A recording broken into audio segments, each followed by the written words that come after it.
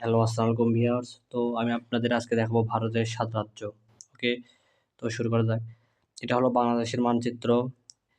বাংলাদেশের পশ্চিম দিকে আছে ভারতের পশ্চিমবঙ্গ এবং এটা হলো উত্তর দিক, উত্তর, দক্ষিণ, পূর্ব, পশ্চিম। ভারতের আ পূর্ব দিকে ৭ রাজ্য অবস্থিত। এই ৭ রাজ্যগুলো হলো মেঘালয়, আসাম, ত্রিপুরা, মিজোরাম, মণিপুর, নাগাল্যান্ড এবং অরুণাচল। আমরা যদি আসি এই ৭ রাজ্যর রাজধানীগুলো। আসামের রাজধানী হলো দিসপুর, মিজোরামের রাজধানী হলো আইজল, ত্রিপুরার রাজধানী হলো আগরতলা, অরুণাচলের রাজধানী হলো ইটানগড়, মেঘালয়ের রাজধানী হলো শিলং, নাগাল্যান্ডের রাজধানী হলো কোহিমা, মণিপুরের রাজধানী হলো ইম্ফল।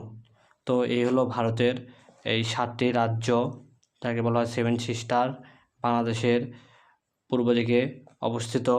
তো এখানে আরেকটা জিনিস দেখাতে হবে, সেটা হলো ভারতের যে ৭ রাজ্য, এটা হলো ভারতের ৭ রাজ্য, এটা হলো বাংলাদেশের ম্যাপ।